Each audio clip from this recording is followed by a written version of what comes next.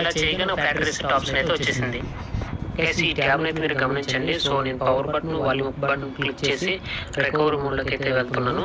So మీరు ట్యాబ్ని అయితే క్లీన్గా గమనించండి. ఇదైతే ఫేక్ వీడియో అయితే కాదు. సో మీకు ట్యాబ్ బ్రేకేజ్ అయితే ఉంది, గ్లాస్ చూసుకోండి ఒకసారి. సో ఇక్కడైతే మనకి దీనికి ఫ్యాక్టరీ రీసెట్ ఆప్షన్ అయితే లేదు. ఫస్ట్ నేను వైఫై కనెక్ట్ చేయకముందు అయితే ఈ ఆప్షన్ అయితే ఫ్యాక్టరీ రీసెట్ ఆప్షన్ లేదు.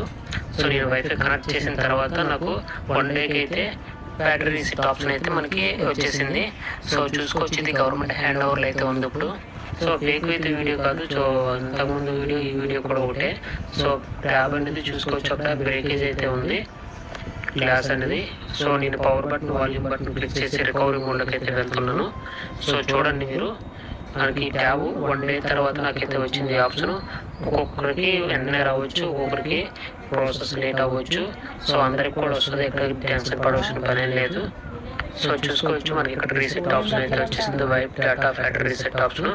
సో నేను క్లిక్ చేసుకుంటున్నాను, క్లిక్ చేసి ఫ్యాక్టరీ రీసెట్ అయితే చేస్తున్నాను చూసుకోవచ్చు. సో ఈ విధంగా రీసెట్ చేసి రిబూట్ అయితే చేస్తున్నాను. సో మనం వన్స్ రిబూట్ చేసుకొని మనకి వెల్కమ్ కార్డ్కి అయితే వచ్చేస్తుంది. సో హ్యాపీగా అందరూ ఇది చేసుకోవచ్చు. సో ఫార్వర్డ్ అయితే చేశాను, మీకు టైం వేస్ట్ అవ్వకూడదని. సో ఈ విధంగా నీట్గా చేసుకోవచ్చు, చాలా ఈజీ ప్రాసెస్, అందరికీ తెలిసే ఈ ప్రాసెస్. సో గైస్ ఇది మన వీడియో అయితే. వీడియో నచ్చితే కంపల్సరీ లైక్ చేసుకోండి. సో వెల్కమ్ కార్డ్కి అయితే వచ్చేసింది గైస్. ఫైనల్